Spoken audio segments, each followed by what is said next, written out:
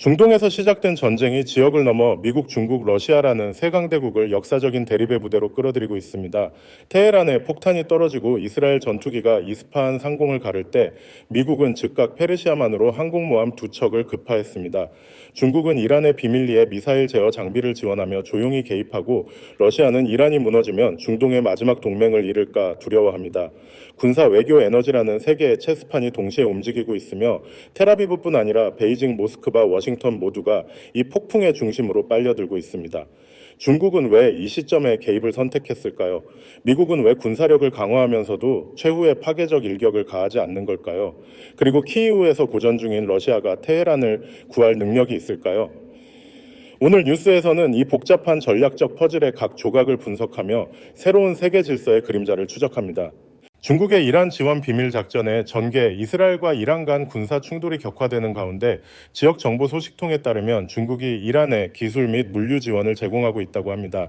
익명의 정부 당국자에 따르면 중국은 이란에 중거리 및 장거리 탄도미사일 제어 시스템에 사용되는 군사 전자 장비를 전달했습니다. 이 장비는 중국 선전에서 테헤란으로 특별 수송기를 통해 운반되었으며 국제 항공 관제 추적을 피하기 위해 위치 신호 송신 장치를 완전히 차단한 상태로 비행이 이루어졌습니다.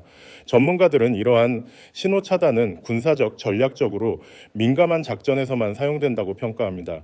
테헤란에서 장비 하역을 마친 수송기는 즉시 두 번째 임무로 모스크바로 향하며 다수의 승객을 실어 나르며 이들의 신원은 공개되지 않았습니다. 국제 군사 분석가들은 이들이 이란 정권 및 군 고위층의 가족이나 관련 인물일 가능성이 높다고 추측합니다. 이는 단순한 인원 대피를 넘어 이란 지도부가 정권 붕괴나 전면 위기 상황에 대비하고 있음을 시사하는 위험 신호입니다.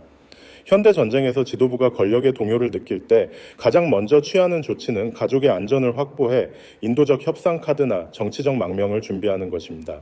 민간 레이더 데이터는 이 비행의 경로를 전혀 기록하지 못했으며 이는 작전의 비밀성과 비상업적 성격을 더욱 부각시킵니다. 현재 중국, 이란, 러시아는 이 활동에 대해 공식 확인을 하지 않고 있습니다. 한편 이스라엘 방위군 IDF는 이란 내 군사 및 핵시설을 겨냥한 정밀 공습을 확대하고 있습니다. 이스파한, 마슈아드, 테헤란 외곽 등 주요 도시의 핵연구소 미사일 저장고 군 통신망이 공격 목표로 확인되었습니다. 이란은 내부적으로도 심각한 압박에 직면해 있습니다.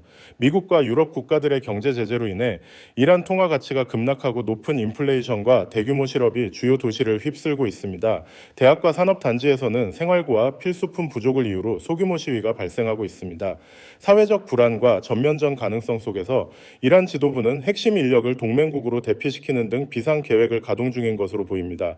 이 상황은 지역 및 국제 분석 기관의 면밀한 감시 대상이며 중국의 군사 장비 지원과 인원 수송은 중동의 전략적 균형에 중대한 영향을 미칠 요인으로 평가됩니다.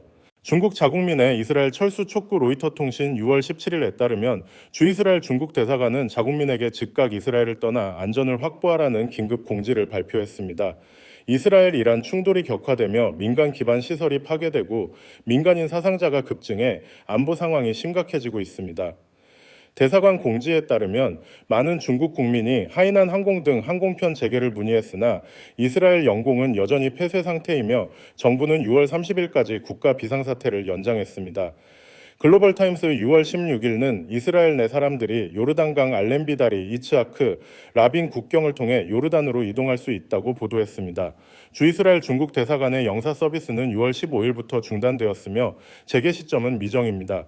대사관은 위챗 공식 계정을 통해 이스라엘 이란 충돌이 심각하게 악화되고 있다. 민간 시설이 파괴되고 사상자가 급증하며 안보 상황이 극도로 위험하다고 경고했습니다. 이란에서도 중국 대사관은 화요일 밤 유사한 대피 공지를 발표했습니다. 이란 영공이 폐쇄된 가운데 육로 국경도 곧 봉쇄될 수 있다고 경고하며 터키, 아르메니아, 투르크메니스탄을 통한 대피 경로 테헤란에서 760 식 휴무테트를 안내했습니다. 도널드 트럼프 미국 대통령은 6월 16일 약 1천만 명이 거주하는 테헤란에서 즉시 대피할 것을 촉구했습니다. 이란 당국은 5일간의 교전으로 223명의 민간인을 포함한 사망자가 발생했다고 밝혔으며 이스라엘에서는 24명의 민간인이 사망했습니다. 이스라엘 재무장관 베잘렐 스모트리치는 이란의 공격으로 약 3천 명의 이스라엘 민간인이 대피했다고 전했습니다. 로이터의 소식통에 따르면 테헤란은 카타르, 사우디아라비아, 오만을 통해 트럼프 대통령에게 이스라엘의 즉각적인 휴전을 설득해 달라고 비밀리에 요청했습니다. 그 대가로 이란은 교착 상태인 핵 협상에서 유화적 태도를 보이겠다고 제안했습니다. 미국 중동 군사력 증강 전면전에 문턱 이스라엘 이란 충돌이 격화되자 미국은 중동에서 군사태세를 최고 수준으로 격상했습니다. 지난 72시간 동안 미군은 공중급유기 항공모함 미사일 방어 시스템 등 핵심 전력을 긴급 재배치하며 지속적인 전투 능력을 강화하고 트럼프 대통령에게 전략적 선택지를 제공하고 있습니다. 로이터 통신 6월 16일에 따르면 미 중부사령부 CNTCOM는 독일 람슈타인, 영국, 에스토니아, 그리스 등 전략기지에 KC-135와 KC-49 공중급유기 31대를 배치했습니다. 이는 중동에서 작전 중인 미 전투기의 공중급유를 지원해 장기 작전 능력을 확보하기 위함입니다. 동시에 남중국해에서 활동 중이던 USS 니미츠 항공모함은 인도양을 거쳐 페르시아만으로 이동 이스라엘 인근에서 작전 중인 USS 칼 빈슨과 합류했습니다. 두 척의 대형 항공모함을 동시에 중동에 배치한 것은 이례적인 조치로 국방부가 대규모 충돌 가능성에 대비하고 있음을 보여줍니다. 피터 하워드 국방장관은 X를 통해 미군 보호가 최우선이다. 이번 배치는 전쟁을 유발하려는 것이 아니라 예상치 못한 상황에 대비한 방어선 구축이다라고 밝혔습니다. 그러나 로이터가 인용한 국방부 관계자는 이번 대규모 배치가 상황이 통제불능으로 치달을 경우 트럼프 대통령의 행동 옵션을 넓히기 위한 것이라고 전했습니다. 백악관 소식통에 따르면 트럼프 대통령은 최근 이스라엘이 제안한 이란 최고 지도자 알리 하메네이 암살 계획을 거부했습니다. 이는 테헤란의 텔아비브와 하이파에 대한 탄도미사일 공격 이후 제안된 것이었습니다. 트럼프 대통령은 미군이나 미국 시민이 먼저 공격받지 않는 한 이란 정치 지도부를 표적으로 삼는 직접 행동을 지지하지 않겠다는 입장입니다. 그러나 그는 이스라엘의 군사작전을 공개적으로 지지하며 만약 이란이 우리 기지를 공격하면 그 결과는 지역 전쟁의 범위를 넘어설 것이라고 경고했습니다. 국방부 전문가들은 현재 가장 우려되는 지점이 이란의 포르도 우라늄 농축 시설이라고 평가합니다. 산속 깊이 위치한 이 시설은 이스라엘의 정밀 폭격으로도 파괴가 불가능하며 오직 B2 스피릿이 탑재한 GB-57 벙커버스터만이 이를 파괴할 수 있습니다. 워싱턴 포스트에 따르면 이스라엘은 이 무기를 보유하거나 배치할 능력이 없어 포르도 공격이 결정되면 미국만이 실행할 수 있습니다. 이는 전쟁이 전면전으로 확대되는 결정적 순간이 될 것입니다. 그럼에도 백악관은 외교의 문을 열어둔 상태입니다. JD 벤스 부통령과 중동 특사 스티브 아키는 테헤란과 연락 채널을 유지하고 있습니다. 2015년 핵협정 체결에 참여했던 이란 외무장관 아바스 아락치는 미국이 평화의 길을 진지하게 선택한다면 우리는 대화할 준비가 되어 있다. 워싱턴에 한 통 전화로 네타냐후를 억제하고 대화를 재개할 수 있다고 밝혔습니다. 미국 내에서는 논쟁이 뜨겁습니다. 린지 그레이엄 상원의원 같은 초강경파는 이란이 양보하지 않으면 트럼프 대통령이 단호히 행동해야 하며 이스라엘의 GBU-57 사용을 허가하거나 미국이 직접 나서야 한다고 주장합니다. 반면 터커 칼슨 같은 비개입주의자는 미국이 이스라엘의 전쟁을 미국의 전쟁으로 만들지 말아야 하며 중동은 도화선일 뿐 중국이야말로 전략적 핵심이라고 경고합니다. 트럼프 대통령은 군사적 압박과 외교적 여지를 모두 유지하며 양쪽 문을 열어둔 상태입니다. 하지만 이란이 입장을 바꾸지 않는다면 포르도는 최후의 경계선이 될 것입니다. 그 문이 닫히면 이는 더 이상 중동 두 국가 간 충돌이 아니라 미국과 이란 간 직접 대결의 시작이 될 것입니다. 러시아의 두려움 이란 붕괴가 중동 패권을 흔들다 미국이 중동에서 군사력을 강화하고 이스라엘이 이란 내 핵심 목표를 지속적으로 타격하는 가운데 러시아는 상황을 예의주시하고 있습니다. 러시아의 우려는 전쟁 자체가 아니라 테헤란 정권 붕괴가 도미노 효과를 일으켜 러시아가 중동에서 쌓아온 전략적 영향력을 무너뜨릴 가능성에 있습니다. 워싱턴 포스트 2025년 6월 16일에 따르면 러시아 관리들은 이란이 현재 충돌로 붕괴하면 중동에서 마지막 주요 동맹을 잃게 될 것이라고 인정했습니다.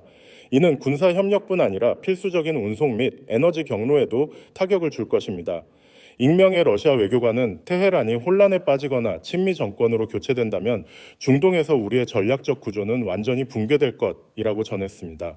러시아는 이란과 깊은 군사적 관계를 유지하고 있습니다. 2022년 이후 이란은 우크라이나 전쟁에 사용되는 샤헤드 드론 포탄 무선 장비 등을 러시아에 공급해왔으며 러시아는 항공기술 조종사 훈련, 정밀 위성 지원으로 보답했습니다.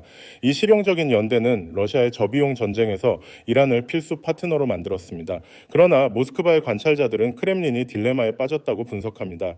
이란의 드론 포탄 고문 등 강력한 군사 지원을 계속하면 미국과 동맹국의 2차 제재를 받을 위험이 위험이 큽니다. 반대로 거리를 두면 이스라엘의 승리나 미국의 개입으로 테헤란이 붕괴할 수 있고, 이는 러시아의 남부 방어선을 잃는 결과를 초래합니다. 러시아 안보위원회 내부 보고서는 이란이 패배하면 북남 국제운송회랑 INSTC 단절되고 드론 공급망이 붕괴되며 카스피해를 통한 인도양 후속 이동이 불가능해질 것이라고 경고했습니다. INSTC는 러시아가 수에즈 운하를 우회해 이란을 통해 인도까지 연결하는 전략적 운송로입니다. 또한 이란의 후테는 시리아에도 영향을 미쳐 러시아의 지중해 최대 군사기지인 흐메이밈 주변의 전략적 지역을 위협할 수 있습니다.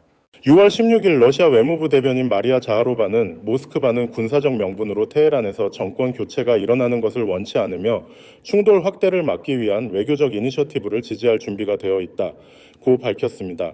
그러나 모스크바 국제관계연구소 MGIMO 전문가들은 러시아가 중재자 역할을 원하지만 미국의 무력 개입이 현실화되면 가만히 있을 수 없으며, 이는 러시아가 이란, 시리아, 카스피 지역에서 구축한 질서를 완전히 무너뜨릴 것이라고 분석합니다. 러시아는 세 가지 딜레마에 직면해 있습니다. 첫째, 우크라이나 전쟁을 지원하기 위해 이란이 필요합니다. 둘째, 미국이나 이스라엘이 전쟁을 확대하면 중동에서 새 전선을 열 능력이 없습니다. 셋째, 서방 제재를 피하기 위해 이란을 통한 경제 에너지 네트워크를 보호해야 합니다. 이란 붕괴는 푸틴 대통령의 중동 및 아시아 야망에 구조적 타격을 줄 것이며, 러시아는 이를 막기 위해 조용히 모든 수단을 동원할 것입니다. 이 복잡한 지정학적 위기 속에서 각국은 어떤 선택을 할까요? 새로운 세계 질서의 서막이 열리고 있는 지금 여러분의 생각은 무엇입니까? 댓글로 의견을 공유해 주세요.